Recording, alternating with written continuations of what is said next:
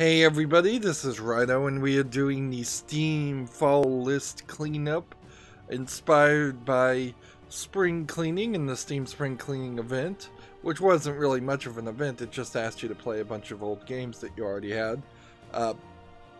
Anyways, the point is I was inspired to clean up my fall list, which is the step away from being on my wish list, because I have to have a pretty curated wish list to know which games I want to buy and cover for my YouTube channel, which I don't. Today we'll be looking at games starting with the letter G, and we'll be looking for a couple of different reasons why a game might be good enough to be on the wish list, and we'll certainly run into a significant amount of games that aren't good enough to even be on the fall list, or they've just run out of time. We'll see probably several games that are still in early access after several years, and we'll look for red flags while we're going here. So Galactic Keep is the first one. It looks like it is a tabletop RPG, or a digital version of a tabletop board game. RPG, yes, but that's probably the least important name metric. So what we're looking for is either a game that has over 20 reviews, which is frankly a little hard to get on Steam since there's so many games, or we're looking for games that came out as of recording 6 months before the before that point. Now this came out April 5th, 2017, so that's not 6 months, that's quite a long time ago. Galactic Keep is $9.99. The price doesn't seem strange. We'll keep an eye on the price of games. We'll keep an eye on what languages are supported or not.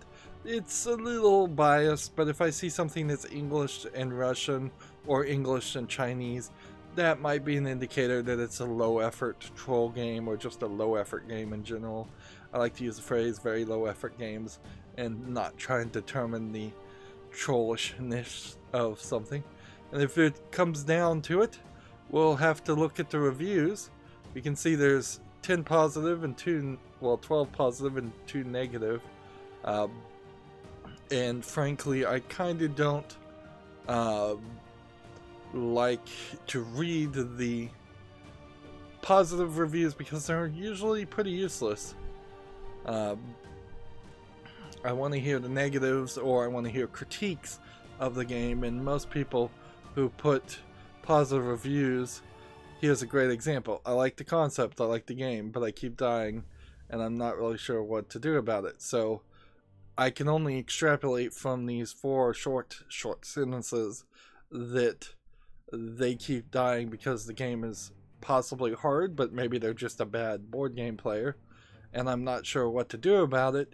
I can extrapolate the game does not breadcrumb or tutorialize very well. Whereas if I come over to this negative review, the aesthetics are great and it feels very board gamey and I want to like it, but send the character out to die, send another character out to cover the loot body, then continue a little further before dying, repeat.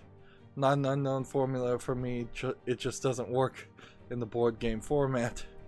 I saw another review say that it reminded them of D&D. That's exactly what I was hoping for, but I didn't get the feeling that feeling at all. 20 minutes into the game, I stopped caring if the character won or lost the next battle. They played for an hour and a half. Here's another thing.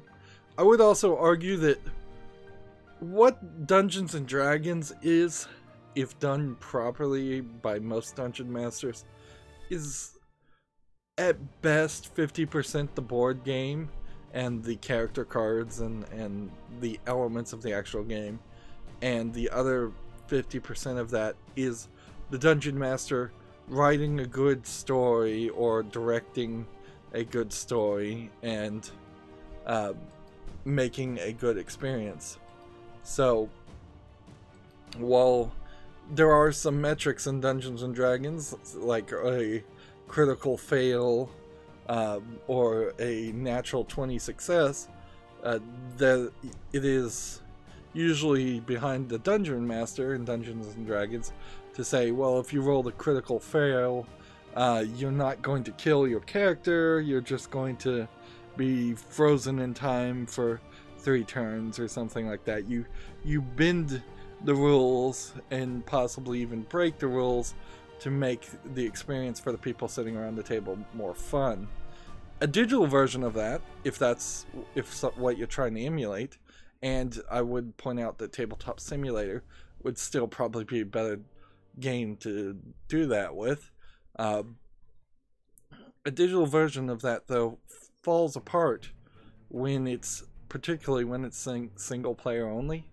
So you're not only at probably one of the lowest rungs of being ostracized as a nerd, but you're also one of the lowest rungs of being a social outcast, in the fact that you can't even get, if you're playing this game, you can't even play with other people.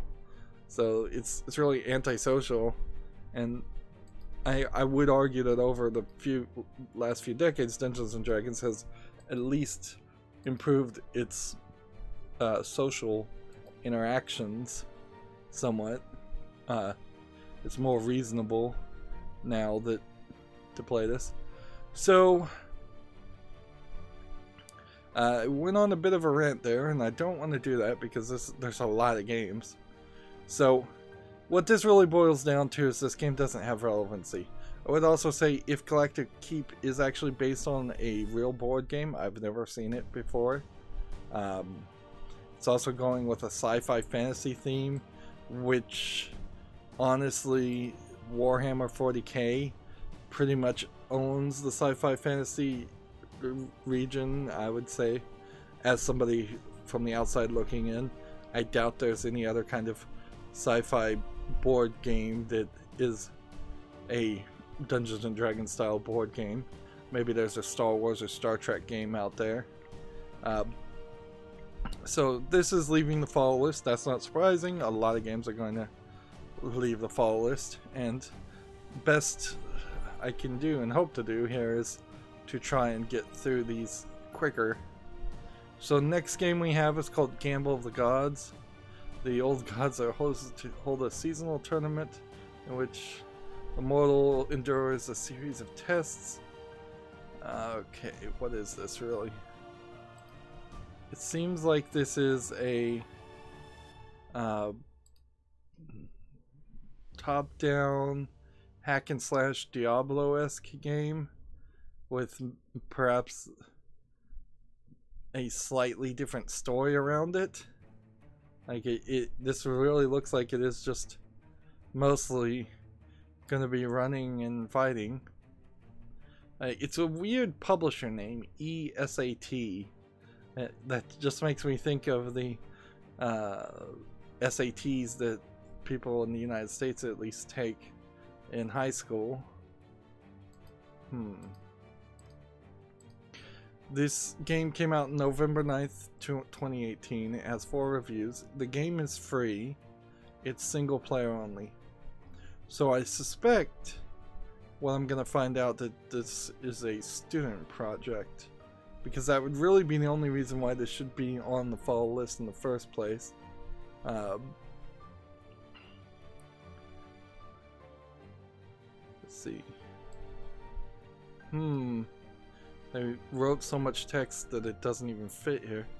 Yeah, there's nothing here that says this is a student project. So I would assume maybe thought maybe because it was free. That makes sense. Well, there's one game that was activated by a key, and thus its review does not count. And that's negative. And then there's one that was activated by a key, and that doesn't count, and that's positive. That's why it says 4 user reviews up here, when it probably is more. These reviews are only people who are verified purchasers. Well, yeah, there's little here to even hem and haw about. This is just maybe a cell phone game that got ported to Steam, looking at these buttons on the side. I assume I put this on the fall list when my standards were rather lower maybe a year or two ago, and now that my standards have been raised because I've looked at nearly every game that's come out for the past year or so on Steam. Every Monday, Wednesday, and Friday I stream Hearthstone and talk about video game news and look at games that come out on Steam. So my standards have been raised quite a bit after seeing thousands and thousands of bad games. Next game we have to consider is Game Soup, a collection of 46 challenging minigames, including parodies of famous games. Each game lasts just seconds. So this is a WarioWare clone. Basically, it's mini games that you're supposed to play, mini games that I assume you're going to have to play faster and faster. 46 mini games is not a lot. This came out February 11th in 2019, so it isn't actually 6 months old, but it has 35 reviews and they're mostly 97% positive. So what you're expecting here is not a lot. I think you have to take it from that. Here's like a Mario style game. This is Undertale reference. This is a Minecraft reference. This is a Yoshi's Super Mario Land world, or standard visual novel Doom game. So $2.99. The last update was February 23rd, so they kind of abandoned it within the month of it coming out. But that's not a terrible thing. If the game is done, the game is done. There's no reason to constantly add updates. Although I would argue at 46 minigames, there should either be a sequel to this game out by now or a major DLC patch to add it. Let's see. There's only one negative review to even consider. Let's see. I really like GS's YouTube channel. I have no idea who GS is. I appreciate how they made a WarioWare into PC genre. The biggest problem that I had is trying to get was that how there weren't control tutorials before the first time in a certain section. I found myself frustrated all the time because I don't know the controls, which is important to know immediately in these types of games. WarioWare games in particular were at least one of the WarioWare games, I think the first one was on a touchscreen on the Nintendo DS, so it was very intuitive to know what to do. Also, there was text on the screen specifically telling you what to do. Let's see. And I would like to see a WarioWare clone, but I'm not sure that means I should just buy the first WarioWare clone. A lot of these people have positive reviews when they got the game for free, which feels like review manipulation. Yeah. For as few reviews as there are, to have all of them positive is questionable, certainly. I wonder if this developer has developed anything else. Well, before they made a game called Infernal Racket, which has 7 user reviews, and it looks like a slightly interesting concept where you're running around smashing glass. Also, not a terrible idea, although this doesn't look like it's done well enough for that to be considered. So do I want this or not?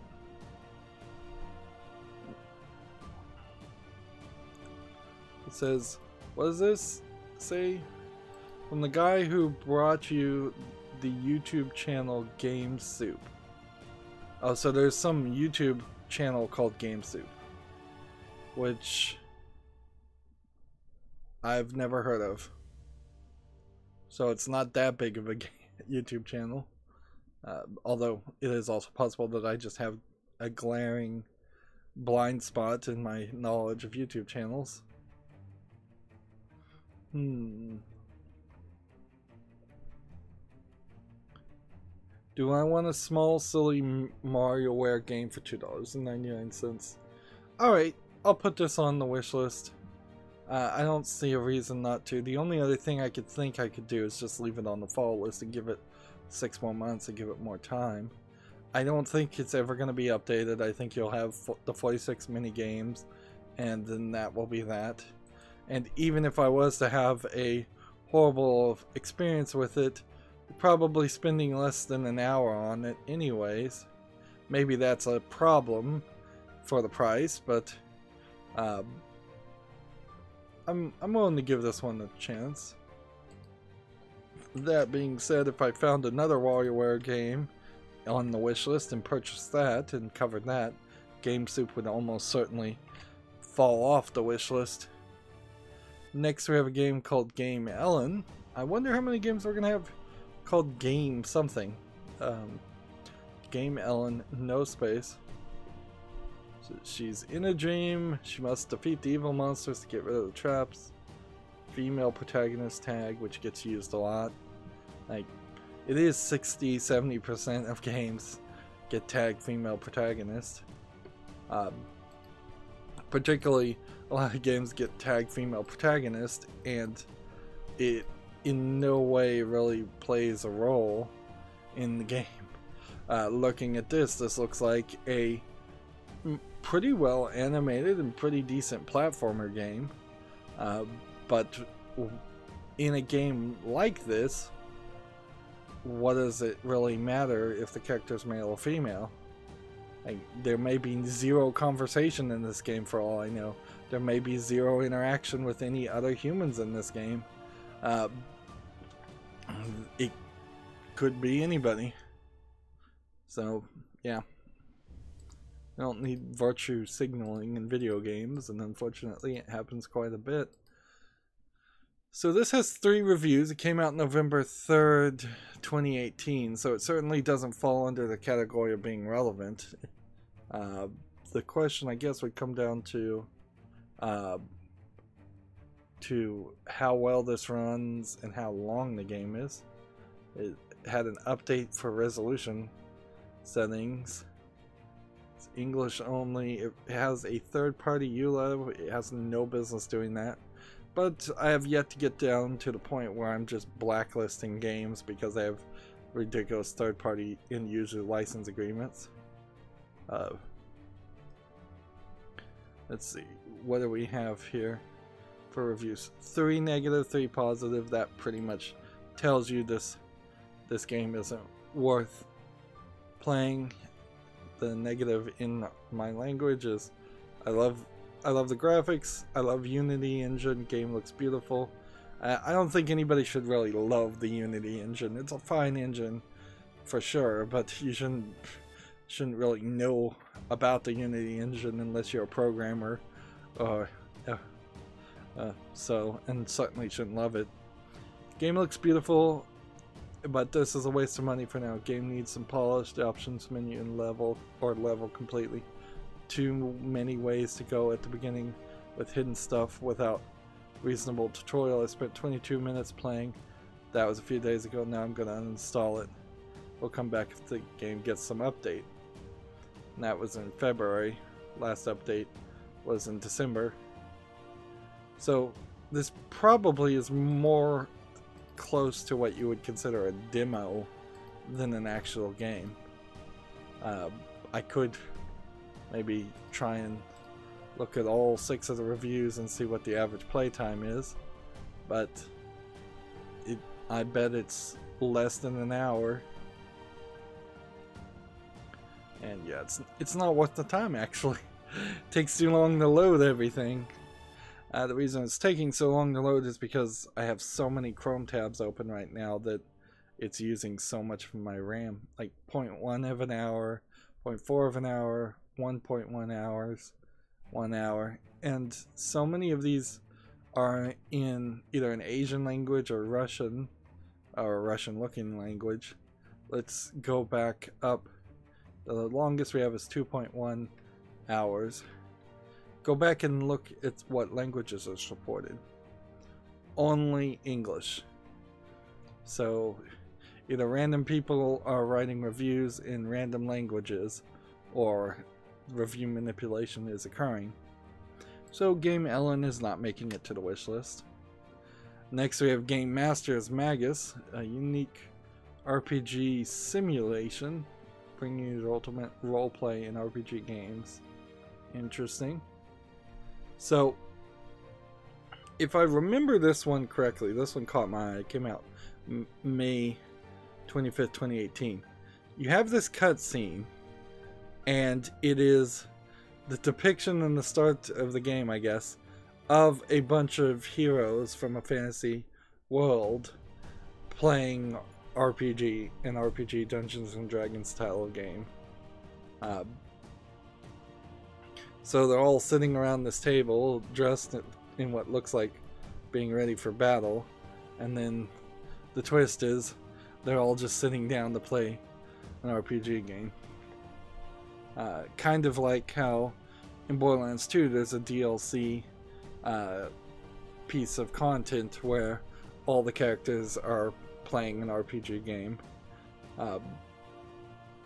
The animation in this looks really nice in this cutscene. I mean, this is a great way to sell your product. But the problem is, once you see this video, that the actual game kind of stops looking anywhere that good.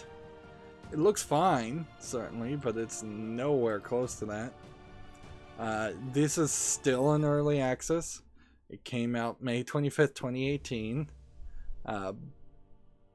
$17.99, and it's been given its time, but failed miserably. And I guess maybe it is reasonable to say that it seems like for a very long time on Steam, early access became the realm of people being very ambitious, selling their game before it's finished, taking the money, and then disappearing. And yeah, that seems like what's happened here. And if I was a employee, a CEO of something like THQ Nordic, I'd probably buy this game from the developer cheap and take the concept and continue to work it. I mean, I don't even really care that this looks like it's a card-based game. That whole part would get removed. And I assume that there was no other Game Master games. No, this is the only thing they ever attempted to make. And attempted to make is about as much as you can say. Next we have a game called Ganbare Super Strikers. I assume that's how you pronounce this. That this is a maybe Japanese strategy turn-based soccer game where you're playing soccer but with RPG gameplay elements, which is an interesting idea, certainly. Soccer or football to everybody outside of the United States. Doesn't look terrible, although the animation seems to be a little rough, a little hurried, but I imagine that's because they animated a whole bunch of characters and did it on the cheap. This is $9.99. A new version was released February 8th. This came out July 26th, 2018. It doesn't really quite fall into the relevancy level, though. It's not above my arbitrary 20 verified purchase reviews, but it's close. It's 18, and it's 88% of those 18 reviews. There is at least one anime built around playing soccer. I imagine that this is trying to tap into that type of market. So, but I bet it's not a direct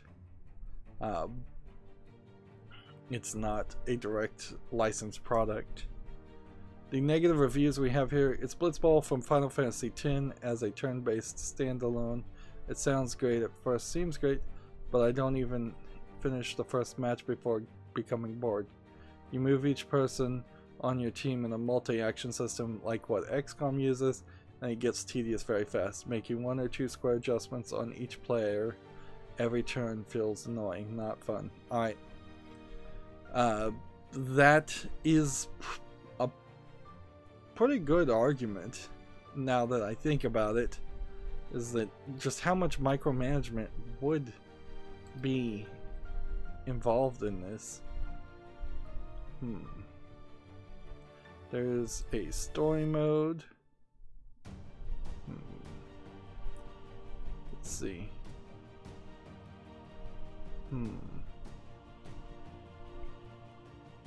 So I'm gonna have to have a come to Jesus moment right now and think, do I really want to play a game like this? Or did I just get enthralled with the idea of a RPG turn-based game in the soccer element? And am I perhaps too much of an anime fan to realize that, oh, putting anime on soccer, while it might improve it slightly, taking the speed out of soccer, which soccer is already an incredibly slow game, would be rather annoying. In this video is jumping around, specifically showing that not a lot is happening. Seems like there's dialogue that happens too. And when you show that element, it feels like the characters are randomly generated. I don't know. I'm not sure I really want to play a game like this. With characters that have special abilities and having to micromanage and move everything. It looks silly, but I don't know. This is developed by someone, a solo developer in Melbourne, Australia, according to the description.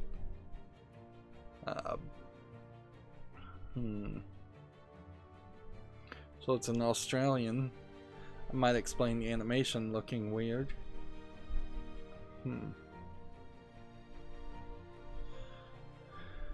Yeah, do I really want to play this style of game? Because I really don't even want to play XCOM, to be honest. Like, I have several XCOM games, and they seem like they might be fine to play if I just try to rush through them really fast. But I don't really want to try to play a lot of a turn-based, slow-paced game. Yeah, I think Gunbari Super Strikers misses the point of soccer. It makes it slower. And quite frankly, if this was a JRPG game instead of a soccer game, and it was the same characters moving by tiles in the same way with the same or similar abilities, it would feel a lot more natural and in line with most turn-based games.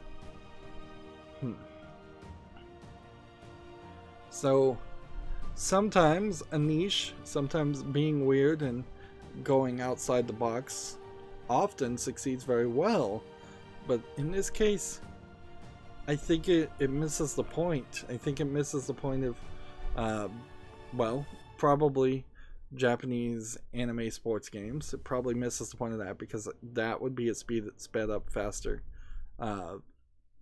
depiction. It misses the point of soccer in general, because soccer would be faster than turn-based gameplay, and it kind of misses the point of turn-based gameplay also, because there's a lot less you can do when playing soccer. That's why you have to put in all the special abilities to even make it seem slightly interesting. Soccer, at the end of the day, is just about kicking the ball, so including like soccer power and magic power or health points and magic points just seems silly. So Ganbare Super Strikers is leaving the follow list. Kind of close, but that's why it's on the follow list in the first place, is that it is a game. These are games that at one point I thought were slightly more interesting than a random game or just an obviously bad game on Steam, but not interesting enough to be on my wish list. And my wish list is curated, but it still does have 1,000 games on it. So there's a lot of competition there, and a lot of games on the wish list that vary quite a bit in quality. So next game we have here is called Garden Pause, which seems like a simulation game. You've inherited your grandpa's farm as they set off to travel the world to work with Frank at the local construction shop to finish off the final touches to your new home. Aid Frank and the mayor when building the town it may reach its potential. The game is in active development. Is it really? Well, April 21st it put out a update. It has single player and online multiplayer. This feels a lot like a Animal Crossing clone, if I was to guess. Although maybe it's slightly closer to a survival Stardew Valley Minecraft combination.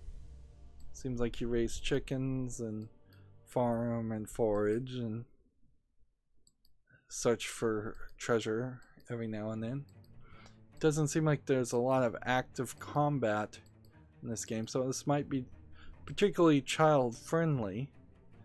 Overall it's 86% positive with 244 reviews, so unless there is a major amount of fake reviews or suspicious reviews, people are liking it. The last 30 days it's 76%, so there is a 10% difference in the last 30 days, though. That's questionable. I wouldn't be surprised if people are starting to lose interest in these types of games, since there are so many of them. The game is in active development and has not reached its final form. Okay. This came out December 18th, 2018. They are saying it's in active development, but they're saying it's not in early access. As far as I'm concerned, that means the exact same thing. So it's had 6 months to be in active development and not update its description to say it's no longer in active development, or just drop that element itself and just say this game is what it is. And let's see, got bored playing the game 30 minutes in, looks awesome but unplayable, bugs galore, disappointed on how poorly the game runs, not what I thought it was going to be. Let's see, and this is April 2nd. These are recent reviews. Quite bad at the moment, March 19th, especially for its price. Definitely lacking substance. So it seems like what is being depicted here has been so highly coordinated to make it seem like there's content, but when people actually get into the game, they feel like there isn't content, and so there are some dissatisfied customers.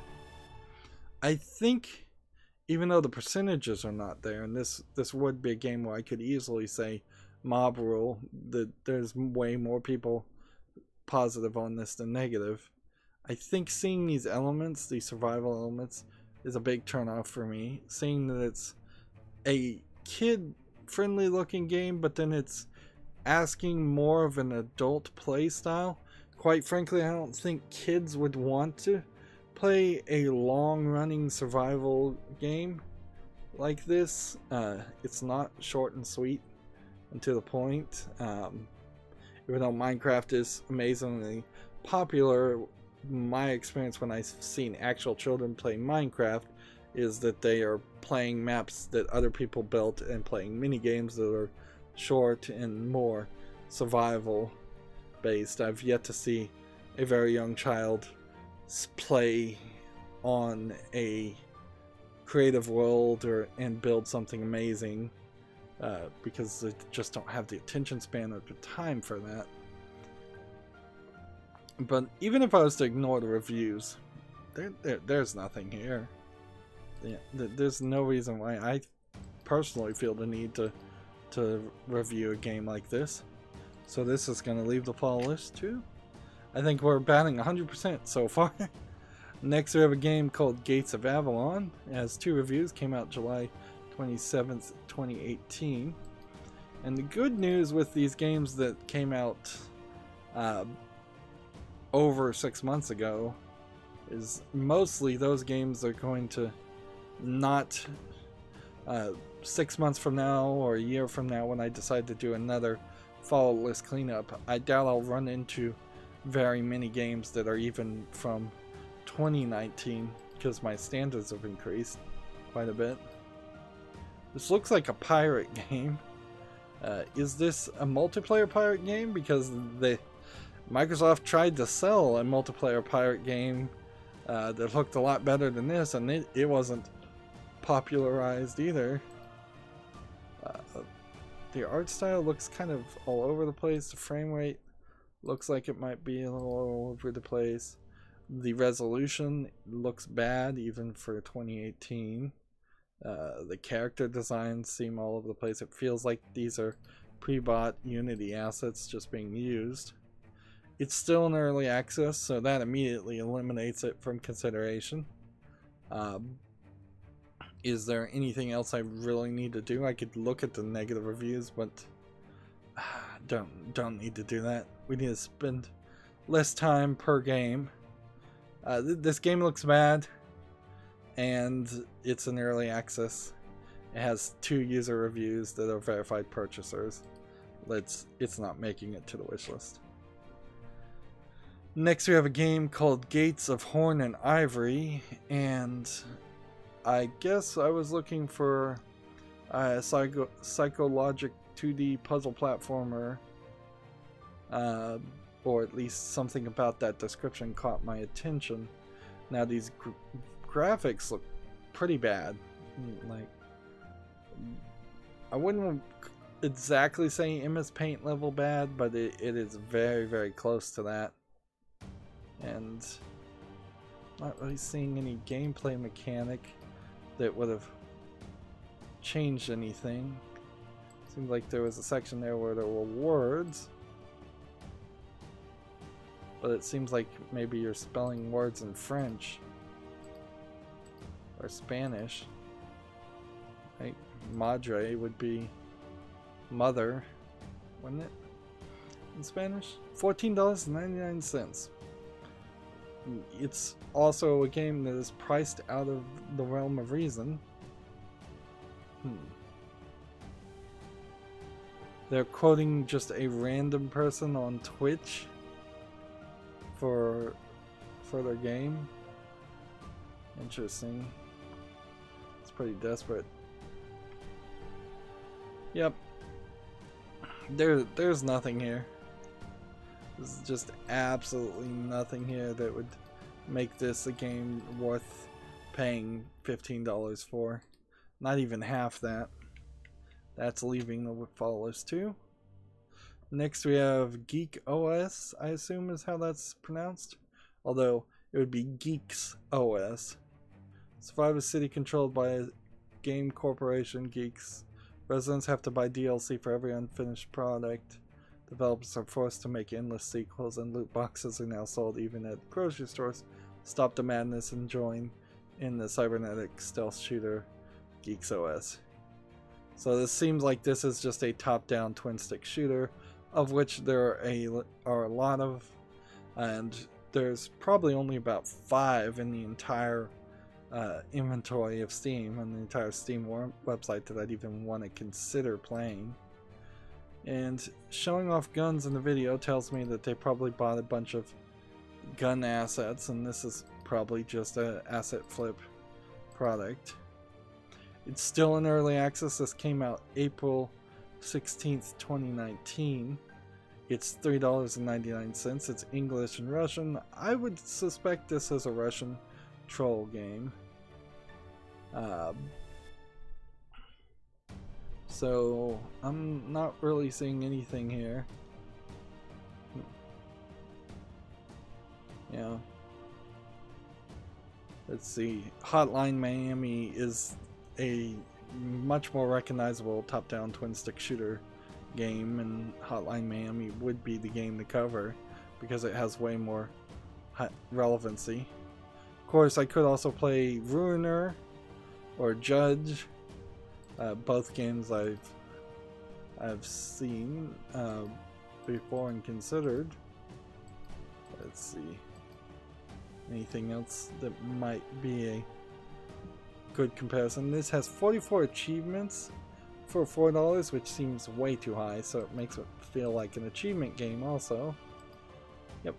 GeekOS has nothing to appeal to me, so it's not being added to the wishlist either. Wish there was an easier way to say that, and something in a way to do that, say that a little less negative, but it's pretty much what's happening here. Is we're removing almost all games on the fall list that we're considering. There's still a decent amount of games that are on the fall list that haven't been on the fall list for 6 months, but we're doing a good spring cleaning, and I guess spring cleaning is the whole idea here. So we're kind of embracing the Mary Conto, I believe, method of does this spark joy? If it doesn't, get rid of it. Which this is probably the only way in my life I could ever embrace that concept, as I am pretty much a hoarder of everything that I've ever collected in my life, and would never be willing to get rid of a lot of stuff. So this is Jim's Kingdom, which is just a gym matching game. Came out November 12th, 2018. I think it's pretty obvious that this is not... I don't even know why this is in consideration, frankly. It's $2.99, so it's probably cheap. And they're comparing it to Honey Pop, which is also a match 3 game, but that's an adult lewd sex game too. So that covering that on my channel had kind of twice the enjoyment. Or you could go back to Bejeweled, and I think I've covered at least Bejeweled 1, which would be a classic relevant match 3 game. But even though this is cheap, it's not outstandingly good, because if it was outstandingly good, one would assume at least that it would have more than one user review. So it just kind of falls in the category of the thousands of other gym matching games that are on Steam. I guess it's kind of nice that they're not in fad right now. You don't see gym matching games coming out pretty much ever. In fact, it very easily could have been 12 months plus since I last saw a gym matching game come out to Steam. Because why not put that on the mobile platforms instead? And sure, you're matching things and getting experience and adding to your attacks. So there might be a slight spin on what you're doing here, but it's not relevant and not really the type of game I'd want to spend my time on. So that one does not spark joy either.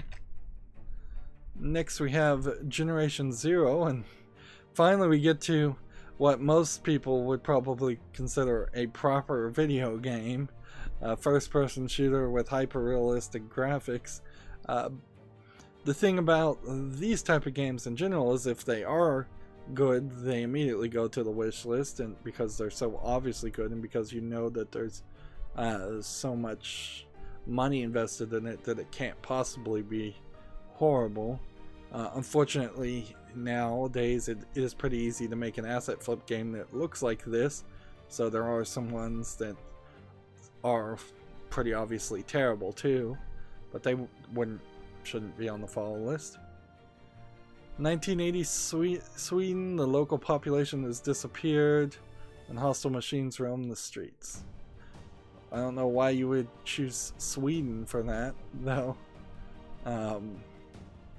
Seems odd that you would have the desire to build the buildings and the landscape around Sweden, unless you're a Swedish developer or already had Swedish maps. It would be a lot better of a sell to set it in 1980s middle of the United States, because then that would have more global appeal. What I'm seeing here, though, is it's 50% positive in the last 30 days and 45% positive overall, and it's $35. So does this have like very little single player and it's all online multiplayer? That would explain quite a bit. Here's a letter from the development team, which maybe is a letter saying we've given up or abandoning the game, shutting down the servers. This is odd in the language is supported too. It's full language in Swedish, yet Swedish is hidden below the click, and full audio English. It's a hostile open world survival game, I guess, before anything else. It says 1 to 4 player seamless multiplayer, stealth strategy, 1980s nostalgia.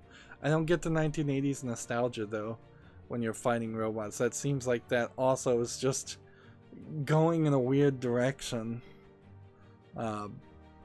Seems like you're just stealing ideas from Stranger Things. So here we go. Can't recommend this game until it gets some serious work. This was May 17th. Was enjoying it rather well for the first 60 hours until the game deleted all my save game data.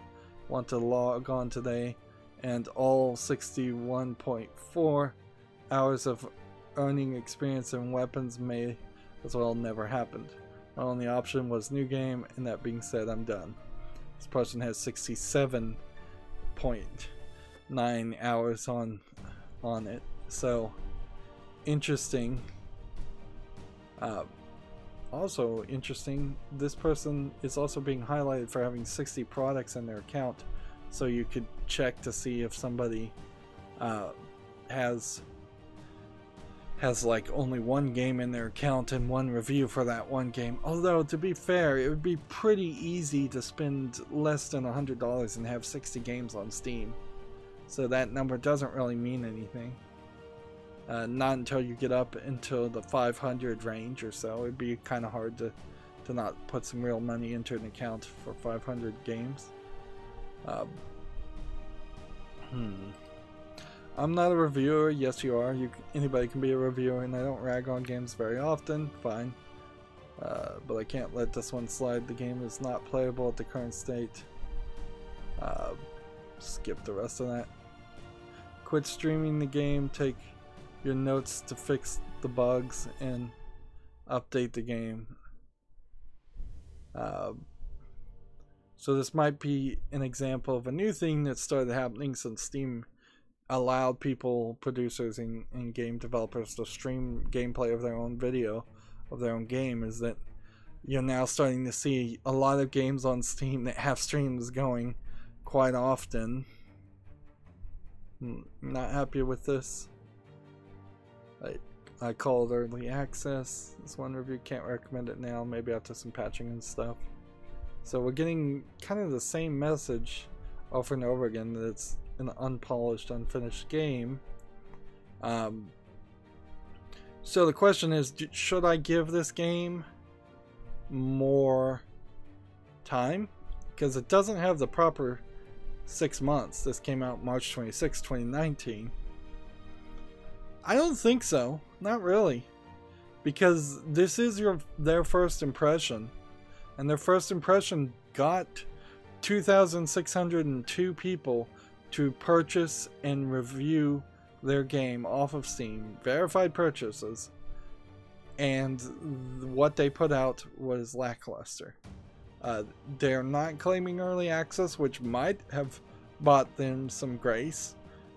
Or more of a grace period for me, but quite frankly, it seems like they're shoveling out poor quality product. And if Generation 0 somehow fixed itself and relaunched itself, then it's going to have to run the risk of people either not hearing about that or not caring about that. So again, this one is a no-go. Next we have a game called Gensokyo Defenders. This came out April 24th, 2019. It's being published by Sony Music Entertainment, which is interesting because there is Sony of Japan, the parent company of Sony that sells everything. Basically, they sell refrigerators, toasters, things like that. Then there is a subdivision, sort of under the thumb and controlled by Sony of Japan, that is Sony Music Entertainment, but it has a lot of independence. And then there is Sony Interactive Entertainment, or Entertainment Interactive. It's either SEI or SIE. I always get it backwards.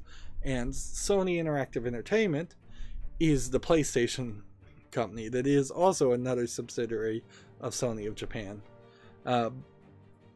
I could go more into their crazy relationships, but what it seems to me, if I was just to guess, is that there is somebody at Sony Music Entertainment that does not like how things are done at Sony Interactive Entertainment, and thus Sony Music Entertainment has started publishing games themselves directly.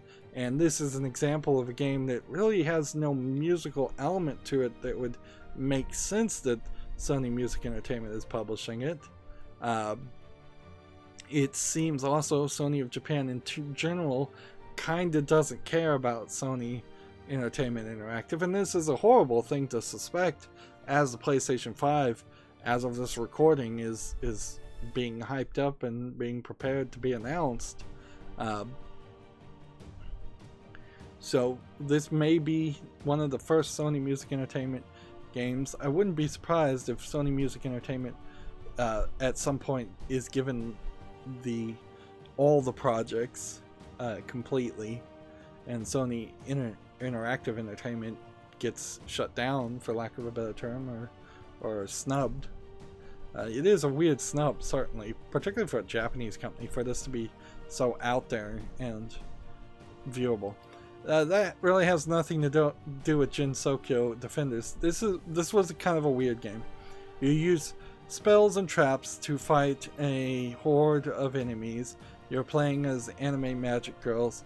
I believe these characters might be from another game series, so this is kind of a side story game. The reason it's on the fall list was to see how many people liked it. I remember when this first came out, and I was a little iffy because you never know, it might be just a low quality side story game. This definitely is a weird looking game, for lack of a better term. It is technically, I guess, a tower defense game, so I usually would reject tower defense games. I guess this is from the Toho series, so I probably should play the Toho series before I would play something like this. The price is rather high. It is definitely going into a niche at $20. That being said, everybody that bought the game liked it. So this is a great example, I would say, of somebody having something that is a niche, weird game and being upfront and honest about that when depicting it and selling the game, so that nobody who chooses to buy the game is upset. Whereas a lot of companies try to sell their game to as many people as possible and just hope that there aren't too many refunds, so they'll completely misrepresent the product, and that's just bad business in my opinion. Apparently they've been patching it rather frequently. It's got full Japanese audio, which probably is something you would want. So there's only two things that are negative, and they're both in Japanese and activated by a key. Yep, and I really don't want to believe that this is review manipulation. There's a lot of things definitely not in my language. There's only 7 in English. It's basically a Toho version of Dungeon Defenders, except for you play as the majority of your favorite characters as you progress. One here is a game called Toho Big Battle. I'm sure that's part of the series. I wouldn't be surprised if several of these games are of the same series and very different games. Toho's probably an anime or maybe a video game company's mascot.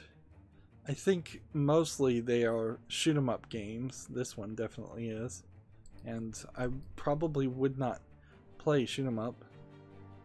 Dungeon Defenders 2 is free to play, so if you just like the gameplay and don't like the anime girls, that is an option.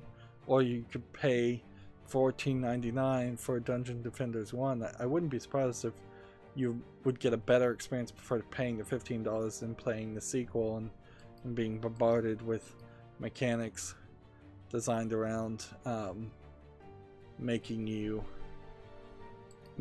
purchase microtransactions. So this one definitely is a weird one, but it passes the relevancy test. It has 20 reviews, and it only came out in April. So yeah, Gensokyo Defenders is going to the wish list. Only the second game so far that we've actually considered good enough. Maybe I have a bit too much of a bias for anime games. That might be the case, but I think I've done the right decisions for me so far. Next we have a game called George's Memories Episode 1. It's episodic. It came out July 21st, 2018. It's $1.99 and it's mixed. This is probably a walking simulator, and I wouldn't be surprised if I put this on my follow list before I realized the level of quality and the amount of walking simulator games on Steam. And for the most part, I only want to play maybe the top 5 walking simulators to ever exist. Right. One thing we could look here is, did this developer ever make an episode 2? No, they didn't. So all of the game would be in this first episode, and with that being seen, 6 achievements for a walking simulator looking game. Claims to be a walking simulator too. I'm not just throwing that out there. Let's see. Okay, here we have a game that has some form of controversy on it. Revoking all keys at once from honest buyers is not the way to handle payment issues with someone. There have been several stories of this happening where people get keys from Steam, they give them to a third-party storefront. The storefront sells those keys and is supposed to pay the developer for the keys. The storefront shut down, one particular storefront shut down in particular, and then instead of just taking that virtual loss, which I don't think is an actual loss because I'm not sure that Steam even makes you pay for the keys that you request. They simply limit the number of keys you can request so you don't flood other storefronts and markets with keys to your game. But the potential or the perceived loss they get, instead of just eating that and being the bigger person and being a professional business, instead the developer in some of these stories, and I don't know what happened in this specific story, just revokes all the keys in total. Either all the keys that were given to that store or all the keys that were given out, period. Often there's more things around that where maybe the price goes up at the same time that the keys get revoked. or the keys get revoked so that people have to buy it twice, as if somebody would buy a short walking simulator game twice. This is an English and Russian game too, so that gives it really two strikes there. It feels like this might be a Russian very low effort game, and keys have been revoked. If I knew more about this, or if I felt that there was any fear whatsoever that this game would come back up to my attention and then I might buy it, I would blacklist this game after doing a little bit more research, blacklisting it by marking it as not interested, which I've only done to about 12 games. But I don't think I even really need to do that, because once this gets removed from the fault list, I will never think about it or see it again. Next game we have is Ghost and Gun S, which looks like a platforming shooter game. Now, I wouldn't call this game, from what I'm seeing, a Super Meat Boy style platformer game where there's spikes all over the place and you have to have incredibly tight and well-timed jumps. This just looks like it's just a platformer that's trying to be a little bit faster, which is not a bad idea. So what the problem here, I would say, is that nobody's played this. It came out August 24th, 2018.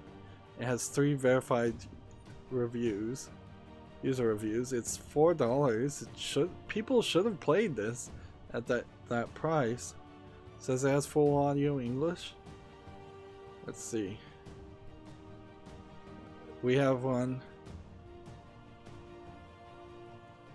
It's pretty hard to recommend. The gameplay is fine, but the stage design is not that great. The developer probably could make a decent boss rush game. Instead, he clearly tried to make too many things and failed miserably. I like the animation for the main characters, although some of the serious consistency issues when it comes to the art style. I will say that I really needed a controller for this one because you can't change the keys, plus the default setup for the keyboard is not exactly ideal. The actual movement is relatively responsive and boss fights were enjoyable, so it's not a complete disaster. How have you played Blood Rain's Betrayal? It's kind of like that, except for not as good. And I think Blood Rain Betrayal is a game that I own and want to get around to playing it, and I already know that Blood Rain Betrayal is not that good, so why would I want to play something with less relevancy and less quality? This is kind of a shame, though. Tried to move too fast. And here is an example. This is also a female character, not tag female protagonist. So yeah, you really don't need that tag. No, I think very few people would actually click the tag female protagonist and then shop by games by that category. If you did, you would probably be surprised, because I could imagine a mother of a young daughter, say 6, 7, 8 years old, who she's trying to get into playing video games, clicking the tag female protagonist on Steam, and then being completely overwhelmed by visual novels and sex games with female protagonists and lesbians overtones. Like, I don't think it would mean what a lot of people would think it would mean. I like this thumbnail and I like this character's art design. It's a shame it didn't go anywhere. I cannot really justify this and say, though, it is a diamond in the rough. Not with the reviews on it. Yeah, it's a shame. This would be another one of these games where if I ran THQ Nordic, if I had my own video game company, I would say, hey, let's just buy this game and re-release it. Put it out on the Switch via the Nintendo eShop. Get some more sales that way. And then work on a remaster from the profits of the re-release, or work on a continuation of the series. But yeah, as it is, it's leaving the fall list also. Next we have a game called Gift of the Parthax, which I've heard of a Parthenax as a monster, so never heard of a Parthax. What does this look like? It looks like it's a top-down arena-based twin-stick shooter. It's mixed reviewed, came out September 12th, 2018. Is there anything here that interests me? It kind of just feels like it might be a roguelite or roguelike arena-based game.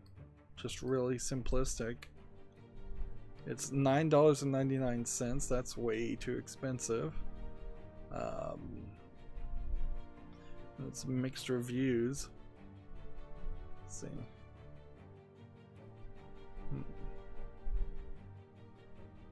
Let's see.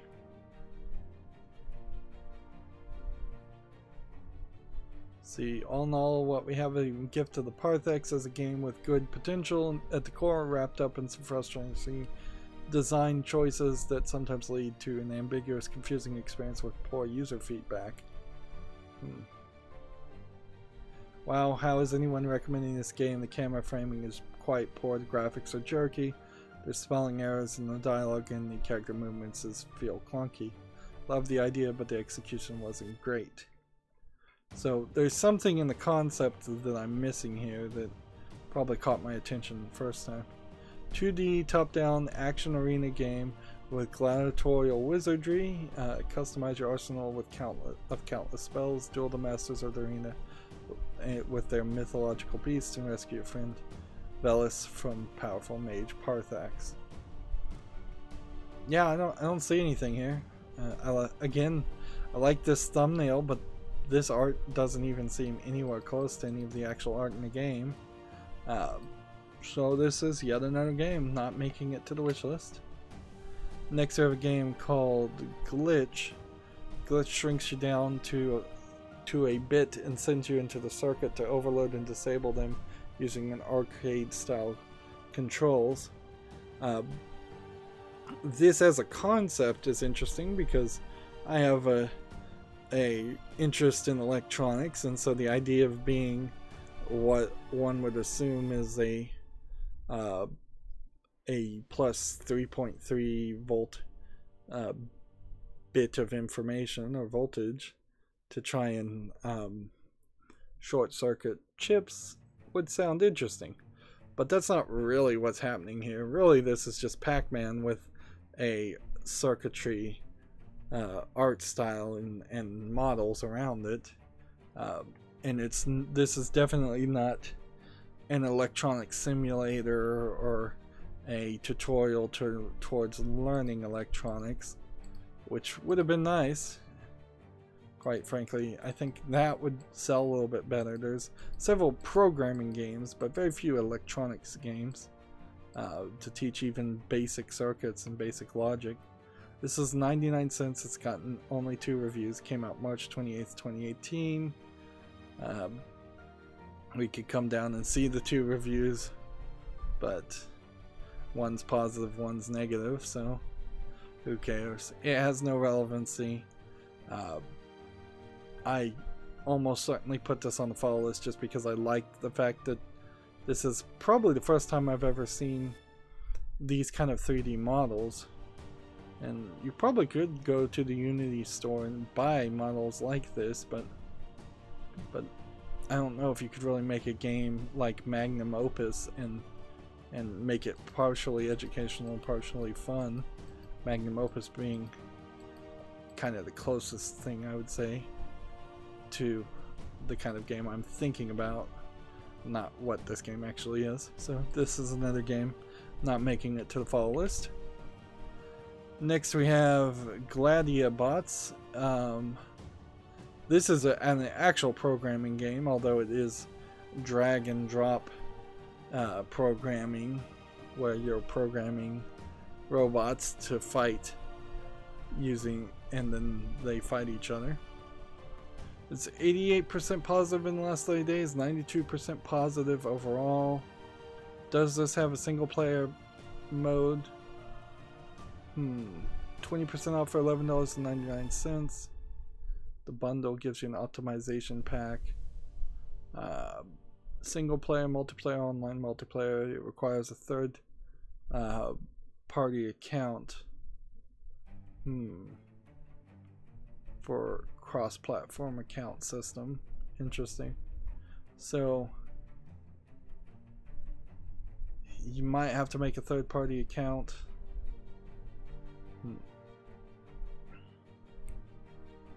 Seems like if they're giving you credits in the DLC, does that mean you have to buy things?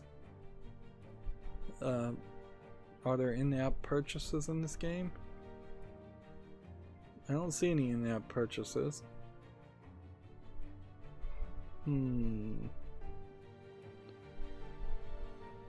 This is a game about designing AI for a team of bots designed to compete against other teams. There are 3 different game modes to choose from and 4 different bot classes to choose. The single player campaign is quite extensive and I believe 20 chapters to choose from. While everything works and is well presented, not play to win. I assume they meant to say pay to win. The developer has done a lot of work around the problem. The ultimate question, is it fun and interesting? It is neither. I think I kind of have to ignore that review when you have so many positive reviews. I think this one falls under mob rule. It is certainly a this is probably targeted specifically to kids and parents that want their kids to learn about programming. I would imagine and argue, as somebody who took lots of programming classes, that programming is overemphasized and not as useful as you might think, particularly in public school in the United States, where your education is likely to be outdated and poor. Learning to learn or learning to deal with people will get you a lot further in life, I suspect. But sure, if you want to learn programming. This also kind of falls to pieces compared to several other things that you could do, such as the Lego Boost sets, where you're programming Lego robots and building the robots in reality. Although I think Lego Boost is probably a little bit more expensive than $11. I think more than anything, I just don't like the visuals of this game. So I'm kind of making a special exception here to say I don't like the way this game looks, quite frankly.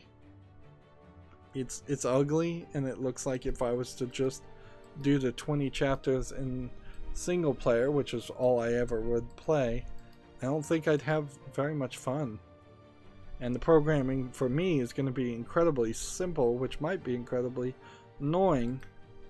So I'm going to give it its due. I think there is an audience out for this game. Obviously, I don't like the third-party account that may be mandatory, particularly for a game that I feel is probably targeted to younger kids. But for me, it's just ugly, just visually ugly, and doesn't have any appeal as far as programming games. I've covered other programming games, and when they are complicated enough and have enough actual programming language to play with, that's one thing. But this is really just drag and drop stuff. So this isn't making it to the wish list either. That's probably why it's on the fall list in the first place, is that there's just little elements here and there that don't quite match up with what I'm looking for. Next we have Gloom Digital Edition, which came out October 31st, 2018, from Asmodee Digital. I believe Asmodee Digital, if I'm going to just start with that part, I think they're kind of well known for making bad games that are converted to PC games. Let's see. This one's positive. This one doesn't have enough reviews. This one's mixed. This one doesn't have enough reviews. This one's mixed. This one's mostly positive for a Lord of the Rings card game. Although, here's a question. Why does nobody know anything about the Lord of the Rings living card game? Why isn't that as big as Hearthstone? This one's mostly positive. This is mixed. Mansion of Madness isn't out yet. Mother's Embrace. I remember this one. I wanted it to come out and be good though. But just talking about Gloom. There was a YouTube channel that kind of lost all of its appeal as it did a bait and switch. It pretended like it was being run and it was this independent startup company, and then turned out it was a heavily funded by a parent company YouTube channel. But there was this YouTube channel called Geek and Sundry, and they had Will Wheaton, for better or for worse, showing off card games, and I recall seeing Gloom on his show, which I don't know if they're even going to make any more episodes of that show. Not that I think I'd watch it. That being said, in the time since that's happened, which was several years ago, and now it eventually dawned on me that board games, tabletop games, card games, they have some appeal when you're with your friends in the real world playing them. But when you're playing alone single player, which is how I would cover most of these games, they're not that fun. When you're playing online digitally, it can be fun, but it's a little bit more difficult. You have to get on Discord or Skype and talk to each other. This requires a third-party account again. It's getting updates, but that's not swaying the people that are reviewing it. Also, again, for $20 you could get Tabletop Simulator, and maybe you could play Gloom via that, maybe you can't. It kind of depends on what Tabletop Simulator offers. I bet you can't play Gloom that easily. Let's see. Unbearable to play. Everything is so slow. Would be a decent game if it weren't so painfully slow. This was May 20... what does that say? 8th? 26th? So that was, frankly, just a couple days ago as of this recording. Solo play is insufferably slow. The solo mode in this game would be painful to play. Even if you love the card game, the game freezes for several seconds every time an AI player decides to move. Avoid runs so slow it's unplayable. So it seems to all be that one issue, is that if you're going to try to play this on single player mode, which I think you kind of have to, even if you were mostly going to play this online multiplayer, you kind of want to play the game single player first. And then there's an expansion being sold, which is bumping up the price some more. I don't know if it is Asmodee Digital or if it's another publisher, but there definitely are at least one, if not two or three, companies that specialize in turning real-world card games, real-world board games into digital games, and they do a very poor job of it. Oddly, that also includes Hasbro. Things like Monopoly and Uno and Scrabble or Battleship. There's several of those games on Steam, and none of them are done to a satisfactory level, and that really makes no sense at all. But as for this, Gloom Digital Edition, not making it to the wish list. Next we have a game called God's Trigger.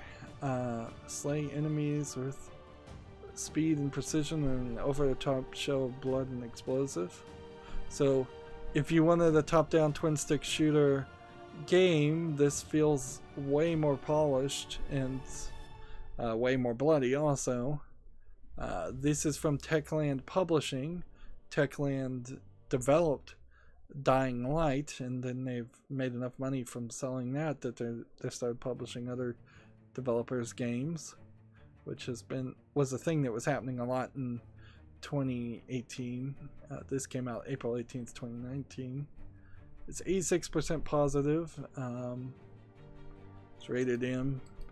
Now, the partial nudity, who knows how much of that really shows in the gameplay.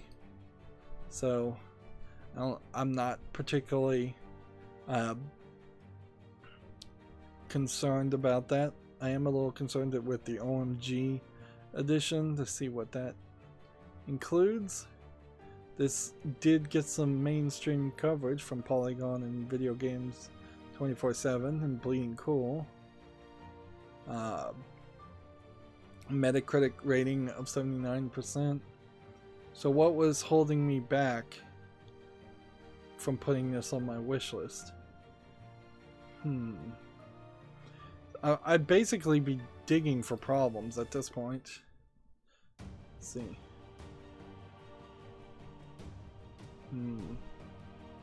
It's like a worse version of Hotline Miami. It's usually easier with power-ups and stuff, but the power-ups are somewhat expensive to use, so I just don't use it much. The AI is decent. It's like a fun little top-down shooter with intense action. However, on keyboard and mouse, the devs made it such that the mouse follows your character's movement, not the mouse aim to aim.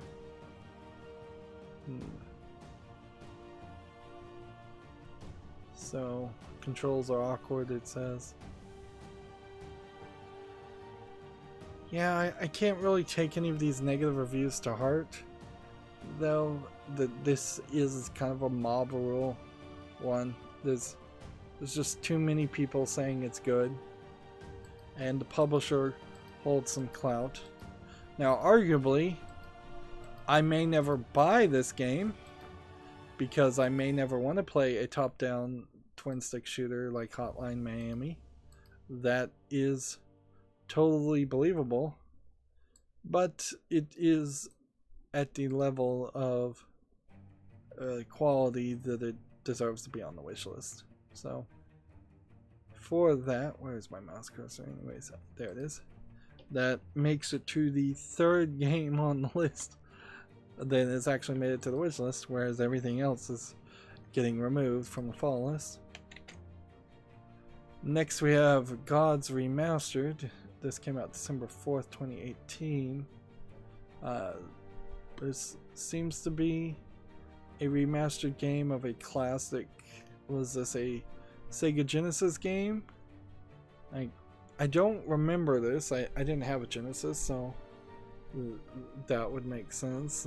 Or even if this was like a PlayStation 1 game, it kind of doesn't fall under the category in my head of being relevant via its nostalgia, since I have no nostalgia for it. And when it's left at that position, I'm not sure if anything can sell me on this. It is 85% of 14 verified reviews, so people who did play it and purchase it seem to like it, but that's not a lot. $14.99 I think also prices this game out of a reasonable price. If this was a $5 game, it would be a lot easier to swallow. It's from the legendary Bitmap Brothers, who I've never heard of. This is 12 level based on the original level designs, full monsters, puzzles, and screens. 4 great guardians to join the gods as they equal. So 4 bosses, 12 levels. Meanwhile, why not play Cuphead? There's a comparison. Or play some of the Sega Genesis classics through that. Or even play Sonic Mania. Here we have bad remasters, animation is stiff, and a chance to improve stuff has been ignored. Save your money. Apparently this is an old game. First played Gods on the Sega Mega Drive back in the day and loved it. Loved that rough diamond. The remastered version plays well enough, and the novelty of being able to switch between the new and old graphics is neat, but without the original or remaster of the Nation 12 soundtrack, I just can't recommend it. Apparently it had some music in it that people are nostalgic for.